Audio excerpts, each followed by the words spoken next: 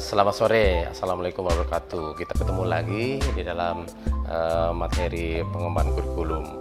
Nah, kali ini akan saya sampaikan tentang prinsip-prinsip pengembangan kurikulum.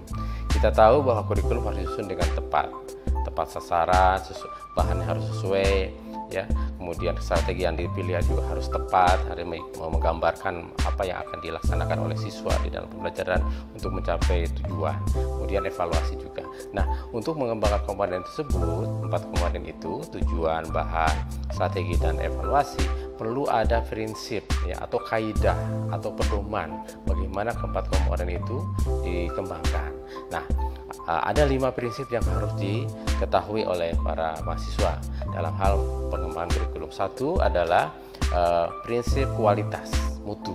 Ini yang menjadi satu atau yang paling utama di dalam pengembangan kurikulum. Kualitas harus menjadi nomor satu.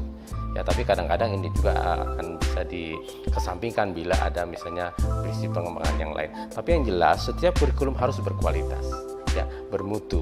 Artinya apa? Bahwa harus menjadi semacam center of excellence-nya dari kurikulum.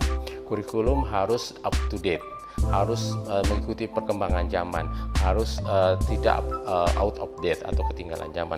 Oleh karena itu, maka kurikulum harus berkualitas. Nah, caranya bagaimana? Dengan selalu memutakhirkan bahan, memutakhirkan tujuan, memutakhirkan kegiatan yang kreatif, inovatif, serta mengembangkan evaluasi yang baik. Itu satu prinsip pertama adalah kualitas. Yang kedua, kurikulum juga harus efektif dan efisien. Efektif dalam bahasa Indonesia disebut dengan berhasil guna, efisien itu berdaya guna.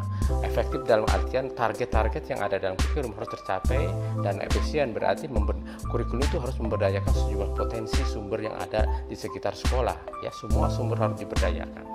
Apakah dalam segi kegiatan, waktu, pikiran, biaya, dan efisiensi dalam segala hal pokoknya.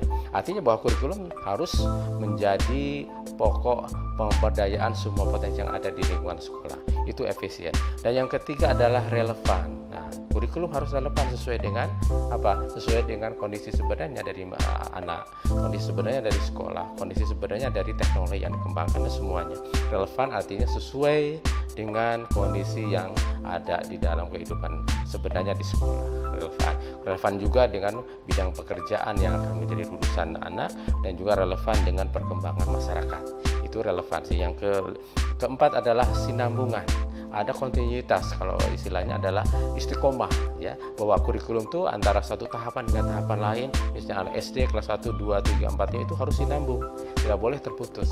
Begitu pula dengan bahan satu dengan bahan lain harus terikat dalam satu kesinambungan seperti spiral, ya, bukan garis lurus. Spiral itu setiap bahan itu harus diulang dulu baru kemudian maju ke bahan berikutnya, pendekatan spiral. Dan yang terakhir adalah fleksibel.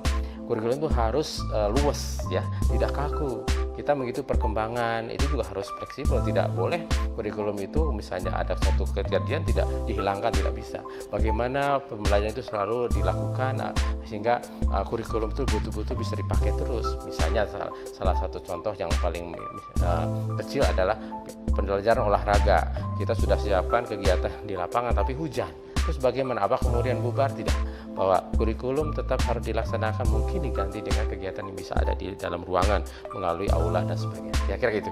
Artinya 5 prinsip ini harus saling berhubungan, saling berkaitan, dan tidak bisa dipisahkan. Semuanya mempengaruhi pengembangan kurikulum yang berkualitas. Saya kira itu saja dari saya. Terima kasih. Sampai ketemu lagi di sesi berikutnya. Assalamualaikum warahmatullahi wabarakatuh.